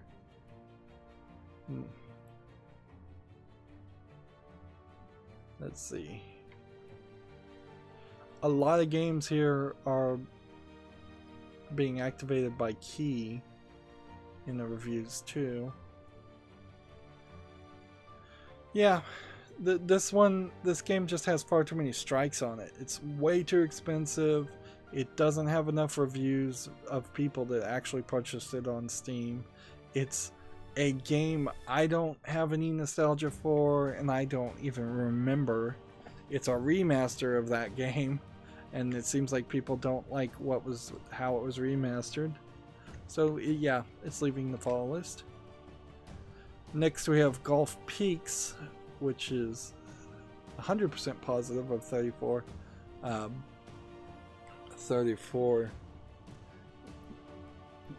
reviews, or verified purchase reviews. This is a golf puzzle game. It's really not golf at all, I suppose is the best way to describe it. It's a puzzle game where you start at the same point in each level and you're given a number of cards, and you have to figure out the order of the cards that need to be played to get to the hole. And there's 100+ levels in it. It's $4.99. This is one I think can easily go to the wish list. The thing I guess I was probably waiting for was to see if people actually liked it. Maybe with update 2.0 coming out in February. This came out November 13th, 2018, so they put out a version 2.0 really only 3-4 months later. Maybe with the 2.0 update though, it added 50 more levels, which would change my opinion of the game quite a bit if it was only 50 levels. That being said, $5 for 50 levels is still not asking a ton of money. Yeah, and I don't think we're going to see any negative reviews at all, so yeah. I like small puzzle games when I can find them. It's often hard to find a good small puzzle game, and I will fully admit this is probably a game that also is ported to mobile games and might be better played on a mobile phone interface. And sure, this is a game that I would describe as a single screen Unity game where the screen never slides or changes, and there's usually a lot of buttons right on the screen, assuming you have a tap screen, a screen to tap. I guess that'd be called a touch screen, not tap screen. Yep, but yeah, nothing here is raising any red flags. Ironically, as said, as I'm looking at 2 red flags. So, Golf Peaks is the next game making it to the wish list, which is interesting because we had 2 games that made it to the wish list relatively close to each other. Next we have a game called Goner, which is rated very positively, 88% of 644 reviews. It came out October 12th, 2016. It's a tough as hell procedurally generated 2D platformer with rogue-like elements. So I am not a fan really of super difficult games, and I can see very much why this is on the fall list instead of the wish list. I remember when this game came out, I saw a lot of the mainstream video game critics talking about it and liking it. Frankly, I would not be surprised if a lot of major video game critics just heap praise on games that are super difficult because they can't actually beat them, and so they just have to that they're either going to say something negative and get called out for that, or they're going to say generic positive things and not be called out for it. That is a little tinfoil hat theory, but I wouldn't be surprised if it's true. Yeah, I don't think this can go on my wish list, and it's kind of my personal wish list. This game I know is just going to be a nightmare. It would just be crazy. and difficult. It's $9.99. There are no real red flags. It's got an 81 on Metacritic. There's very little that can sell me on this. I would be a little critical on the visual aesthetic because it is kind of dark and kind of simplistic in the visual aesthetic. I would have kind of gotten away from everything being in black background if I could. Put a texture there or put something visible there. And sure, I have covered The Binding of Isaac, and through lots of struggle and having a lot of entertainment while playing that game, I've been able to do and unlock most things. I don't think that would be the case in a game like this, though. I think if I tried to cover a game like this, you would just see me play for at most 2 hours and then I would just rage quit. Particularly as I'm just getting older and older and have less and less time to play games like this. There's plenty of other games I can move on to. So the idea of sticking to something even long enough to get good at it, to use that phrase, is unlikely. So yeah, Goner's not for me. And I need, to thy own self be true, I need to realize Goner is not for me. So next we have Google Spotlight Stories Age of Sail. Google decided at some point to put out some movies that are VR based. They in no way promoted them at all. So you can search Steam and find these Google incorporated videos, and they are free, but they require VR. I would argue if you get a VR headset, try them out. It's something of an interesting thing, but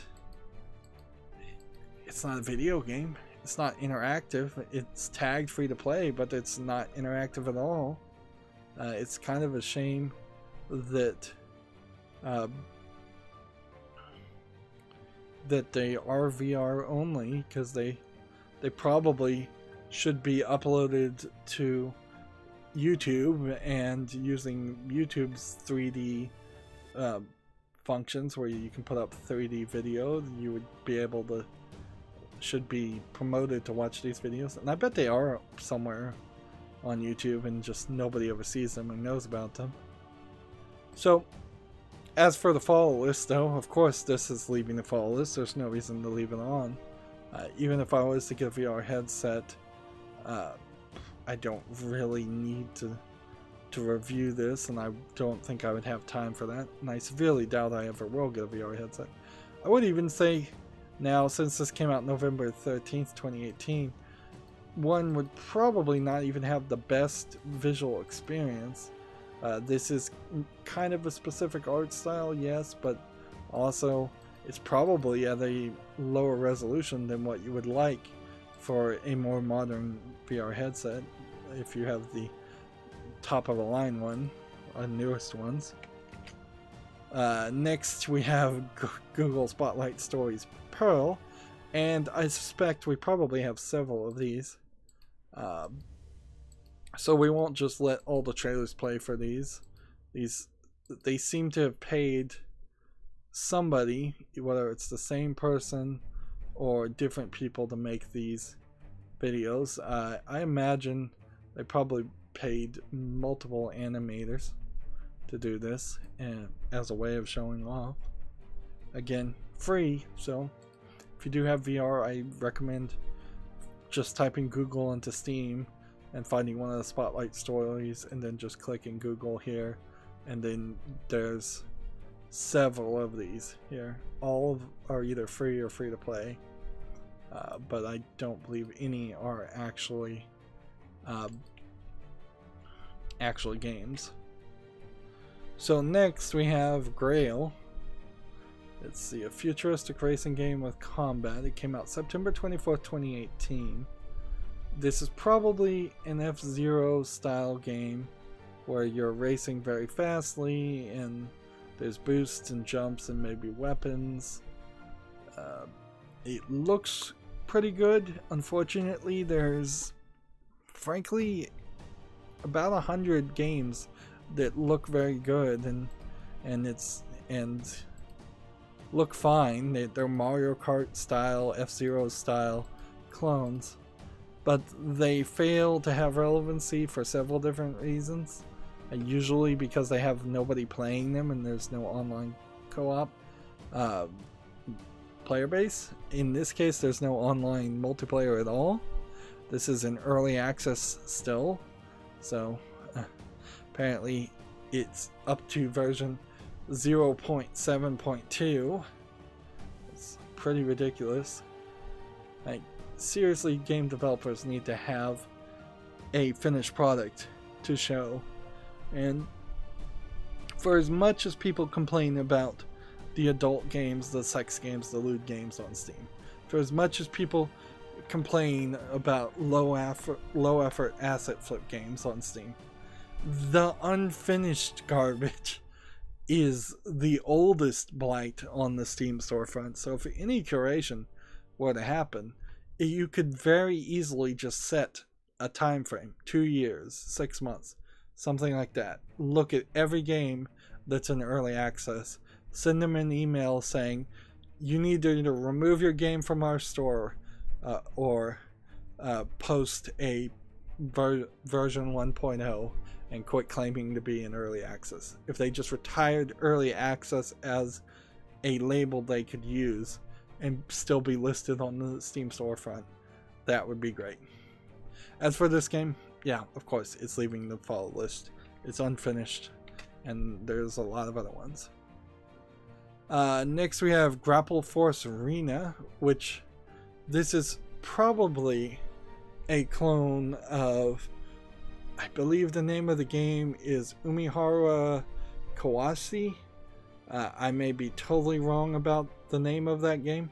There's a Japanese game where a Japanese girl with a red school backpack and a fishing hook swings and grapples on the environment to get from point A to point B.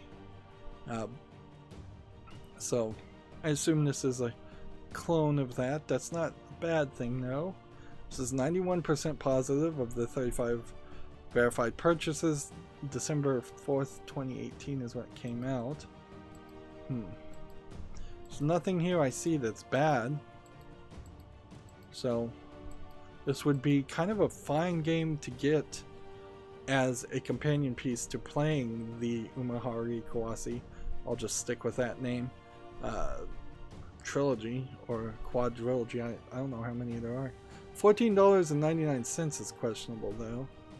And then they're selling a soundtrack and bumping it up to $36.97. Last update was March, which seems to be reasonable. Let's see if I can find Umihara Kawase as one of the recommended games. Nope. Let's see.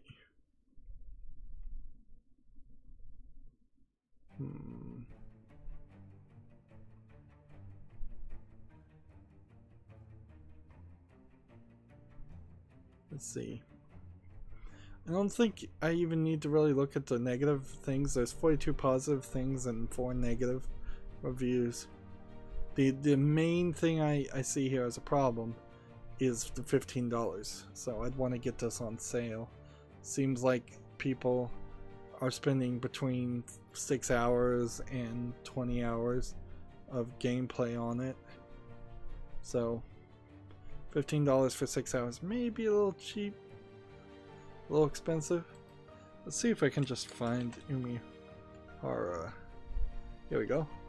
Yeah, Umihara Kawase. I wasn't just making up gibberish. So here's Umihara Kawase for comparison at $9.99, and it's a girl who is swinging on the platforms and collecting things. Apparently this was a popular, like maybe Famicom or Sega Genesis or Sega Master System game. And Sayonara Umihara Kawase is the most recent one of the series, I believe. And what's interesting is the girl character in each game evolves and gets older in ages, which is, geez, if Super Mario aged in every game, he'd probably be 100 years old. Although then there is, I guess, some weirdness around Donkey Kong canon that does seem to mean that Donkey Kong did age, whereas Mario didn't. But as far as this game, Grapple Force Arena, looks good. Price is a little expensive, but good enough to go on the wish list. So let's move forward. Am I getting more generous at this point, or is it just a factor of I've run into some lucky good games? I'm not sure. Next game we have is called Graveball, a multiplayer game where teams of goblins play a game of graveyard rugby. This looks interesting, certainly. I don't know why you need to put zombies around a simplistic game like rugby, or graveyard rugby, which seems to be somewhat similar to rugby. It's $4.99 though. And the problem here is, if it's a multiplayer game, then why is it labeled single player, and how much can I do in single player, because it definitely does not meet the relevancy test. This came out July 31st, 2018. Trying to see what the single player game would be. Online competitive multiplayer with dedicated servers and local co-op play. Let's see. So they're really selling itself as an online game, but the game focuses on 3 versus 3 matches. While this is a practice mode, while there is a practice mode against AI bots, the game lacks a league or career mode or game customization options, according to this review. So yeah, this game has to leave. It in no way is going to get a player base enough to be an online game, and really this probably should have never even had online multiplayer. Arguably this should have been a mini game in some other game around zombies, or, well, anyways, 3D Realms is a publisher. What did they publish?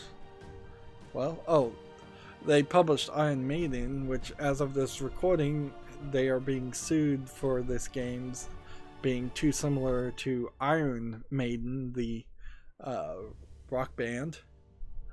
Let's see, what else did they publish of anything of interest? They have 31 games here. Bombshell, a terrible game that I would like to play, but terrible nonetheless. I think they're kind of known for making bad games, or publishing bad games. Shadow Warrior Classic, that was a well-liked game, but apparently they did not publish or make the remaster. I think there might have been some legal issues around that too. Some of these games, most of these games look really, really old too. Anyways, Graveball. Sorry, took a tangent there. Graveball not making it to the wish list. Next we have a game called Gravity Spin, which is a Metroidvania with a literal spin. So what's the literal spin? You get a gravity module on this 8-bit looking game, and you flip the entire world in a way that I would not really appreciate, which is by rotating the entire world 180 degrees instead of inverting it.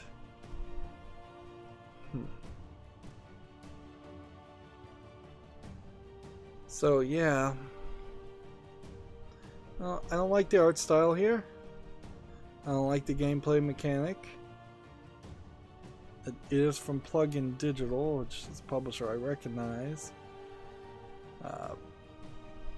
It's bundled with several other games, which I'm not really interested. $6.99. One user review came out October 11th, 2018. Probably was desperate to find a Metroidvania game, and since then I've found enough or played enough of them to realize I shouldn't be desperate to find or play a Metroidvania game. Yeah, these other plug-in digital games that are being recommended. Epistory is like a typing game that I think is on my wish list. Hover, I think, is on the wish list. Dead in Bermuda maybe is on the wish list, although maybe I already own some of these. Dead in Vineland. Edge of Eternity, we looked at that earlier. It was in the E's. And the only review is not even in English. Yeah, don't need to waste the time looking at one review. This isn't making it to the wish list. Frankly, shouldn't have been on the follow list. Next we have Gray Hack, which is develop your hacking skills, and I like hacking simulators. Question is, how much of this is an actual hacking simulator and how much of this is a video game? Quite frankly, if it's actual hacking techniques and methods that are being taught, that's probably not good or smart to put in your game, and probably not that fun to put in your game either. Anything computer related is going to have a tendency to be really, really slow. There's a game called Uplink that takes the general feeling of a game like the movie Hackers, and turns it into a video game while not really doing anything that is actual hacking.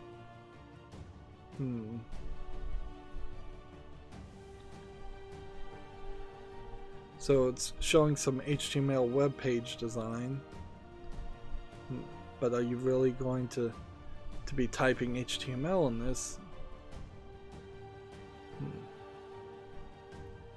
This actually feels more like a game than other things. Now it says hack other players, which would be annoying because that means anybody new to this online multiplayer would get crushed if anybody was playing it. Unfortunately, I think nobody probably is playing it right now anymore, and some of these actions are definitely not falling under the category of gray hack hacking. It'd be a hard justification to transfer money out of an account and call that gray hat hacking. That's black hat hacking at that point.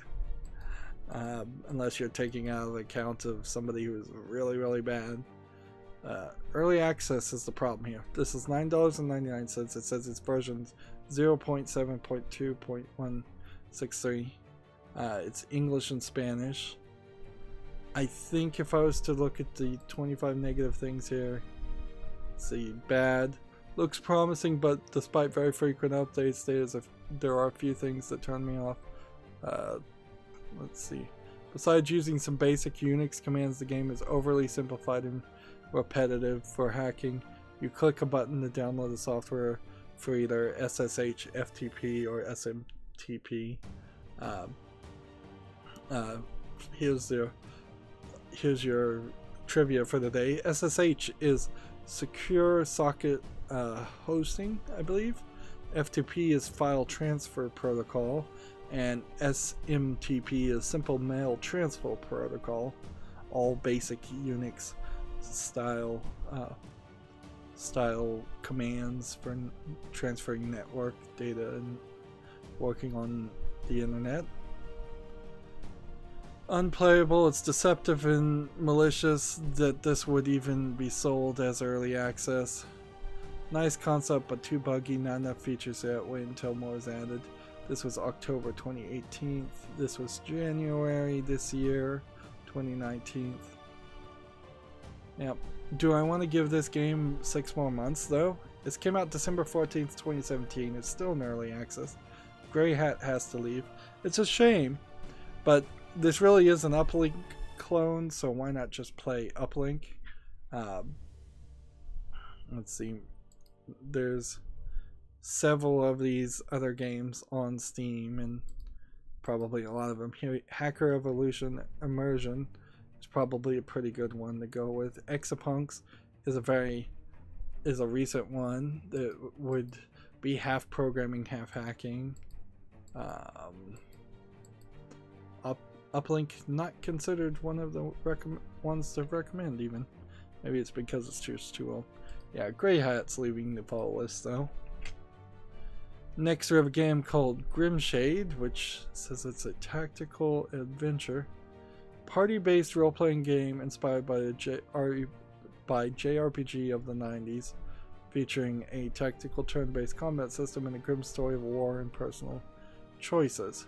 This came out March 26, 2019. It's 78% positive of 52 verified purchases. Now, this does fall into the category of a JRPG looking game, so I don't know how Grimshade, being made by a developer I've never heard of and being published by a publisher I've never heard of, I don't know how I could justify playing this instead of something like Dragon Quest or Final Fantasy, some of the better known games. Digital Deluxe Edition. What does the Deluxe Edition get you? The soundtrack? Nothing looks terrible here, although this might be an indication of a very large team that you'll eventually build up, and if you're having to micromanage that large team, that might be a bit of a problem. So do I want to give this game 6 more months or just put it on the wish list? I kind of think I want to just put it on the wish list. It's English and Russian, which is a bit of a red flag. Apparently they're rebalancing the healing system. It was 54 on Metacritic. Let's see what these negative reviews are. That's a red flag. Let's see. Well, as you can see, I persevered for 30 plus hours, but now I have to sum it up on one word: garbage. I see this because I found myself in a situation where I had to escape from Bran after a fight. In the throne room, I have no health pots left. All my characters are at 0 and near to 0 health. There's no way to recover that health without potions. There are no merchants now. The path is linear and the battles on the way are unavoidable. Bottom line is that my team instant dies and I have no way to get more health potions to progress, hence the game over. Absolutely disgraceful the game's considered this okay. Alright, that is a bad design. Certainly. Let's see. It's a love letter to JRPGs of the 90s. Trouble is, it's one that wasn't eloquently written as it should.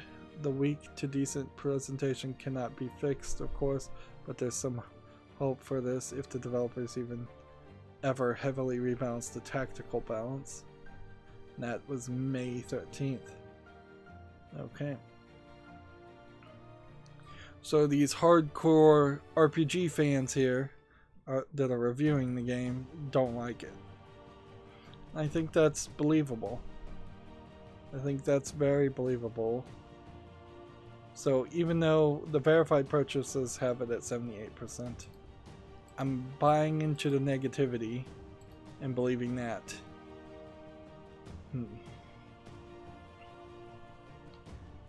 Yeah.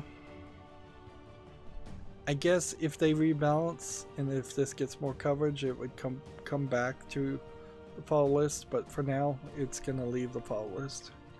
There's plenty of other JRPGs out there anyways, or RPGs in general.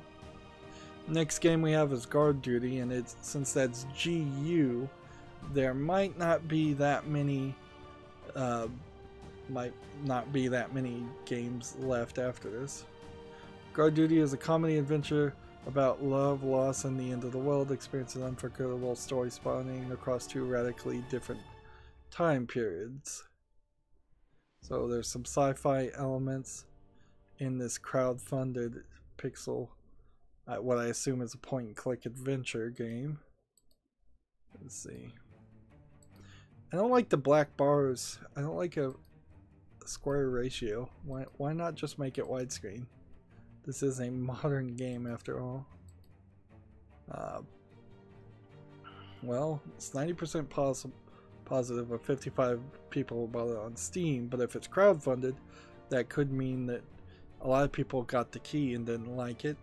It's $9.99. That price is not bad for a point-and-click adventure. It says it has full English audio, which is very good for what I assume is a point-and-click adventure. Let's just look at the negativity. People love Broken Age, for example. That's very positive, and I kind of hated that. So there's 5 negative reviews.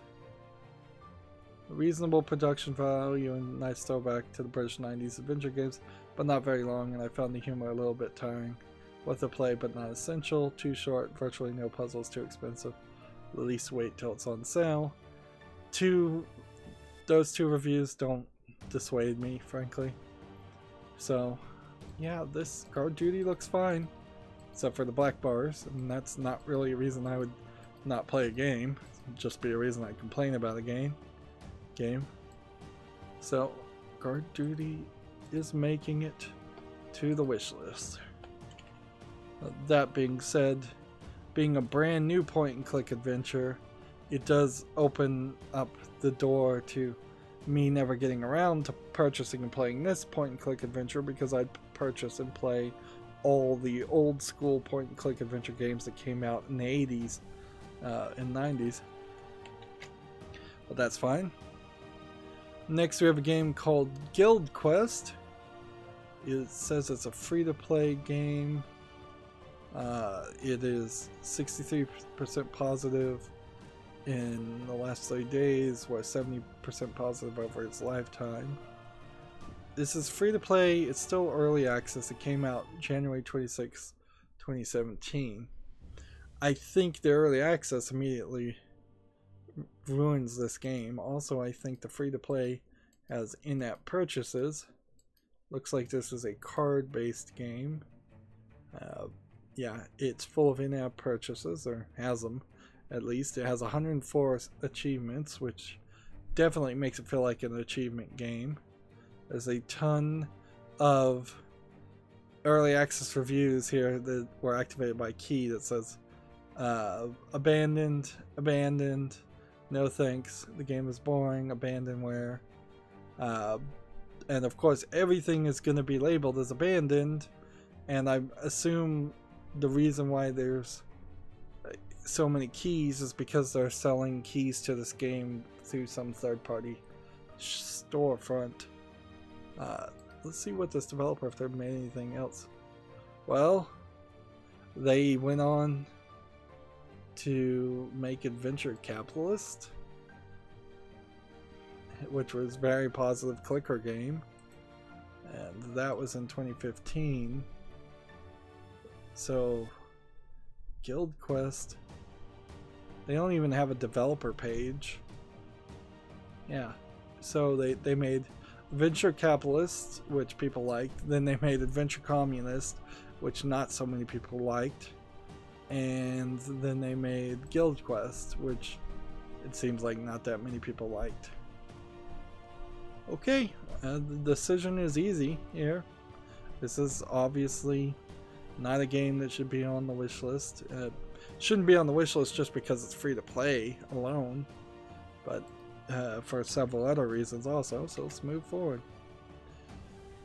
Next game we have is Gun Club VR. Now, why is this the one VR game where you stand in one place and shoot at things better than the thousands upon thousands of other games, VR games where you stand in one place and shoot at things? I would say it's because this one has lots of different gun skins and it has paper cutouts that you're shooting at instead of just some ugly asset flip zombies. And let's face it, the guns probably are asset flips, and even the paper cutouts and all of that are probably asset flips, just pre-made art assets. Maybe not so much a flip, but whatever. You can spray paint your gun and change the colors on it somewhat, but I don't think you can load a custom skin file on it, although maybe you could if you knew what you were doing. Seems like you can arrange your areas that you want to shoot in.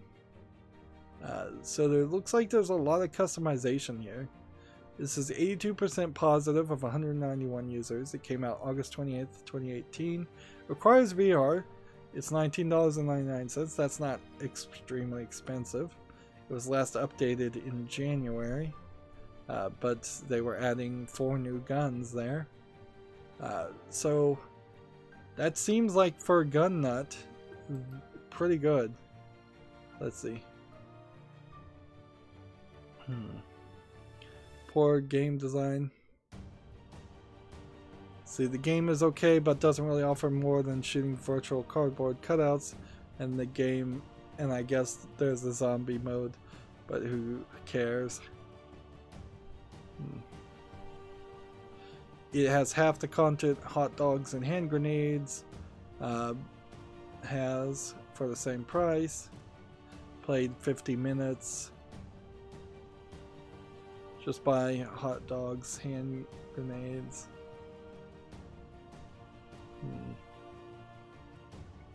Says all the negative reviews. I think this game offers something different from what else I have seen. Now, at some point, I guess maybe I will find that to no longer be the case. Maybe there aren't actually as many guns compared to what an actual gun owner would like to see. I'm seeing a pretty decent selection, but really if there's only like 1 model handgun or 5 models of handguns, I imagine there's hundreds of models of handguns. I'm also not seeing any kind of revolvers or guns that would be more classic or more unique in that fashion.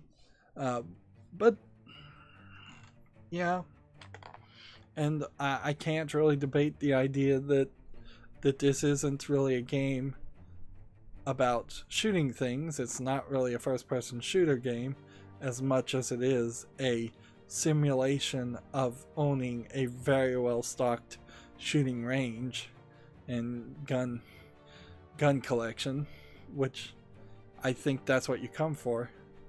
And this kind of is a great argument for gun control too, if you can make a VR game where you could get the general feeling of shooting guns, which you probably aren't.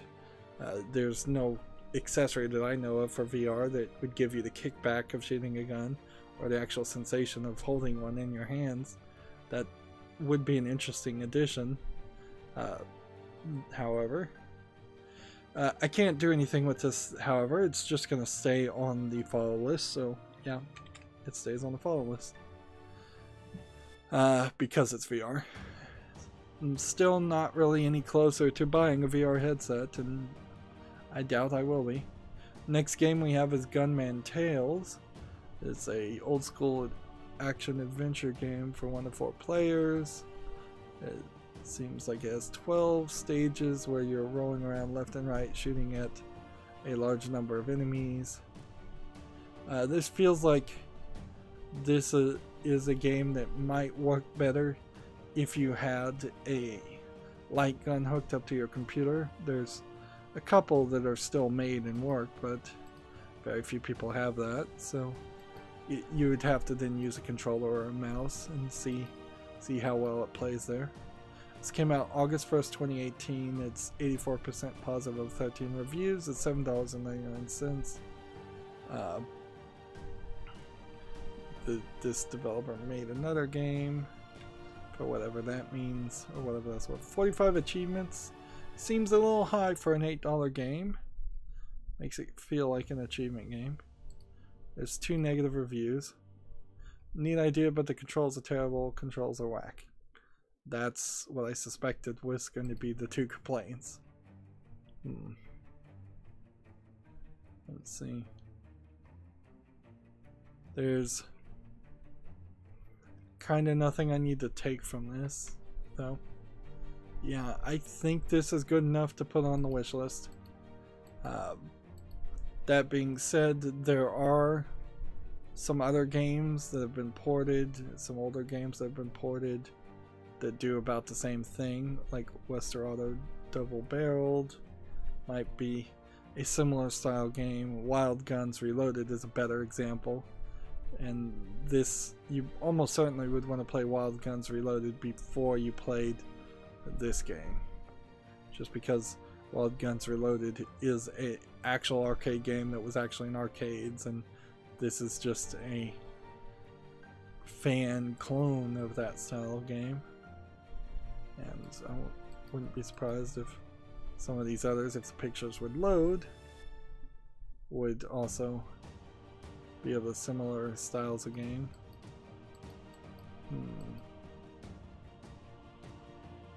Maybe not. There's not a lot of shooter games, or I don't know what you would even call these, Western style games. Is about the closest thing. Yeah, and we don't get Western games made too often anymore in the United States or anywhere, because they inherently always depicted Native Americans as the bad guys, and being shot, and cowboys being the good guys. Of course you get Red Dead Redemption, but that's kind of a exception to the rule. I think Gunman Tales has no reason not to go into the wish list. Of course, when the Steam Summer Sale comes out, or when a sale comes out in general, I will have to run into the calculation about whether I'm going to buy a game, run by the number of reviews, and think about it a second time. And that might stop me from buying something like this, since there's so few people that have actually played it. Next, we have a game called Gunny Clock, an indie game with new mechanics and style, and a simple and arcade gameplay. What are you doing?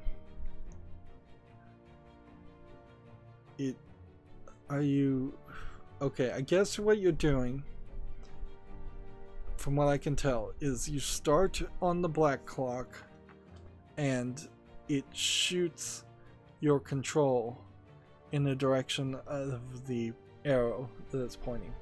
So you have to wait till it's pointing in the right direction and then click to shoot yourself somewhere else. That doesn't seem like a particularly interesting game, and the way this is being depicted, it feels like this is a mobile phone game. Definitely. That just doesn't feel like an interesting mechanic. This is December 20th, 2018. It's 99 cents. I'm all for thinking about or trying new gameplay mechanics, but yeah. I don't even know why this is on the fall list. Sometimes I was clearly way too generous. Just way too generous on some games. Next we have a game called Gunsmith. It is 69% positive in the last 30 days and 76% positive before then. This is a game where you're building your own arms manufacturing company and selling guns as a management simulator to militaries, being part of the military industrial complex, which I thought that might be a slightly interesting idea instead of several other factory simulator games, particularly since it would open maybe the door to some interesting conversations, but maybe highly political conversations also. That being said, I don't think this passes the muster, because it's still in early access. It came out May 25th, 2018. It's $13.39. It's English and simplified Chinese and Russian, which makes me feel like it's probably a troll game or a very low effort game. One or the other, take your pick. Let's see. Developers do not appear to be interested in making a finished game, which is too bad because there was greatness in the premise. Twice now all my save data has been erased. Man, it seems really easy to get your save data erased. It seems to happen for a lot of bad games. Too boring and repetitive is another negative review here. Even if there were no negative reviews though, I don't even need to look at it. It's early access and it's not going to be finished. So yeah, this is leaving the fall list. And with that, we are done with games starting with the letter G. So we are done with this recording. As I always say and wrap up, I ask that you like, share, subscribe, comment, and watch every second of my videos because that helps me with YouTube and tells them that my videos are worth watching. If you want to friend or follow me on any social media sites, there's a bunch of links down below. That's a good way to get notifications when new videos come out. Also, if you want to try to get notifications via YouTube, you have to click that notification bell. If you want to support my channel, which would be very much appreciated, there is a link down to Patreon. Or you could friend me on Steam and gift me a game off my wishlist. That's why we're doing all of this work to curate the wishlist and the follow list. Or you could gift me a gift card. That's it for this recording. Thank you for watching. Have a good evening.